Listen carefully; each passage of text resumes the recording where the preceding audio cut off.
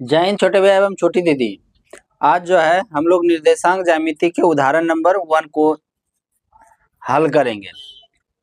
जैसा कि आप लोग जानते हैं कि प्रश्नावली हल करने से पहले हम लोग उससे संबंधित उदाहरण को हल करते हैं। उदाहरण 1 क्या है? क्या बिंदु 3, 2, -2 और -3 और 2 और 3 एक त्रिभुज बनाते हैं? यदि हाँ तो बताइए किस प्रकार का त्रिभुज बनता है, किस प्रकार का त्रिभुज बनाता है। तो देखिए मान लेते हैं कि कोई ए बिंदु है, 3 बिंदु हमको चाहिए ए बी सी। तो 3 बिंदु दिया हुआ है तो एक त्रिभुज बन रहा है। तो ए बिंदु को मान लिए 3, 2 और बी बिंदु को मान लिए -2 और -3। अब कह रहा है 2 और 3, यहाँ तीसरा बिंदु। तो एक त्रिभुज तो बना दिया, लेकिन यह किस प्रकार का त्रिभुज बनाया, किस प्रकार का त्रिभुज बनाया। तो देखिए त्रिभुज बनाने के लिए आपको त्रिभुज पता करने के लिए कि ये किस प्रकार का त्रिभुज है, तो सबसे पहले जो है आपको क्या करना होगा, ए बी का दूरी, बी सी का दूरी और ए सी का दूरी पता करना होगा। तो देखिए अगर हम ए बी का दूरी पता करें तो दूरी सूत्र हमको पता है x1 - x2 plus y1 - y2 का होल स्क्वायर। तो ये क्या हो जाएगा, x1 y1 और ये हो जाएगा x2 और y2। तो यहाँ पे 3 - 2 का होल स्क्वायर प्लस 2 - 3 का होल स्क्वायर होगा। अब देखिए 3 माइनस प्लस 3 + 2 का होल स्क्वायर प्लस 2 + 3 का होल स्क्वायर। तो ये 5 का होल स्क्वायर प्लस 5 का होल स्क्वायर, ये कितना 25 प्लस 5 का वर्ग 25। तो इसको हम लोग क्या लिख सकते हैं, 2 गुना √25 नहीं, तो 2 गुना √25, तो 2 गुना √5 यानी ये कितना आ जाएगा 10 नहीं, और ये √2 का तो मान निकलेगा नहीं, तो आपका आया गया 5 √2 सेंटीमीटर। ठीक है, किसका दूरी निकला है, ए बी का दूरी निकला। अब आपको निकालना है किसका, बी सी का। तो बी सी के लिए भी वही सूत्र लाएंगे, x1 - x2 का whole square plus y1 - y2 का होल स्क्वायर। अब जो है ये x1 हो जाएगा और ये y1 हो जाएगा, ये x2 हो जाएगा, ये y2। कोई दिक्कत? अब देखिए -2 का होल स्क्वायर प्लस -3 इधर -3 का होल स्क्वायर, तो ये -4 का होल स्क्वायर प्लस ये क्या हो गया -6 का होल स्क्वायर।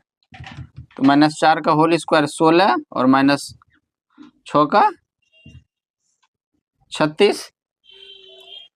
अब 16 और 36 कितना होगा,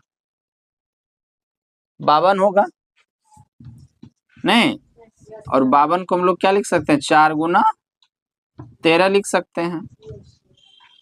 अब इसको लिख सकते हैं √4 गुना √13, और √4 का मान कितना होता है, 2 होता है, तो यानी 2√3 हो जाएगा।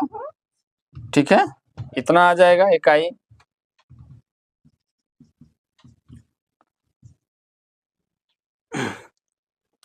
चलिए अब जो है आपका ए बी और बी सी जो है दूरी निकल गया। अब जो है आपका किसका दूरी निकालना है, ए सी का दूरी निकालना है। तो इसमें दूरी सूत्र क्या होगा, x1 - x2 का whole square plus y1 - y2 का होल स्क्वायर।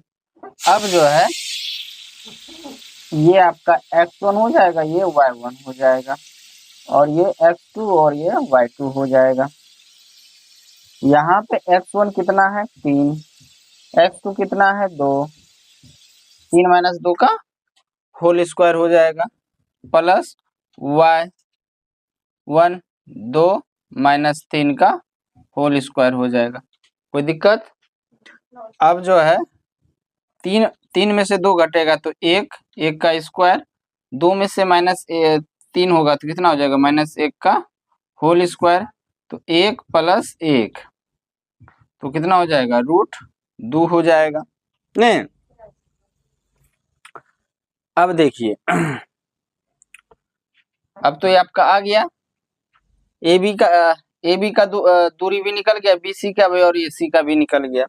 देखिए अगर हम ए बी का वर्ग करते हैं तो कितना आता है 5 √2 का वर्ग, √2 √5, 5 गुना √2 तो 5 है 25 और गुना 2 यानी 50 आ जाएगा। यानी ए बी स्क्वायर का मान जो है कितना आया 50 आया। अगर उसी तरह बी सी का वर्ग निकालेंगे तो क्या होगा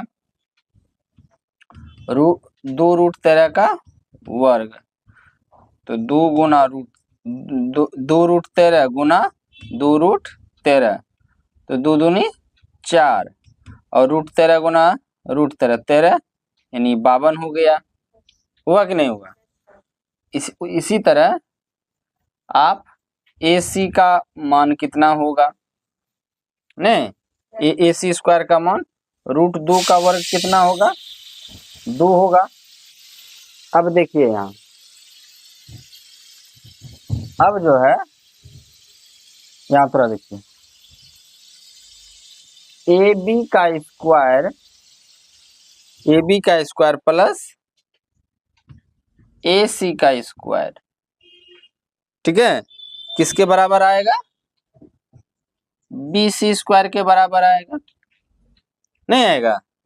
ए बी का स्क्वायर कितना, ए बी का स्क्वायर का मान कितना निकला है 50, ए सी का मान 2, बी सी का मान 52, तो 50 और 2 कितना होता है 52 होता है, तो आ गया।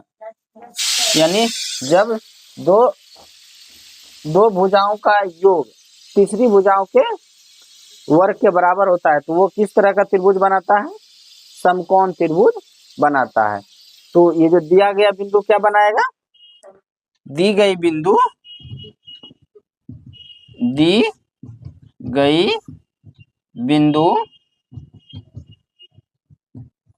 समकोण त्रिभुज बनाएगा, ठीक है।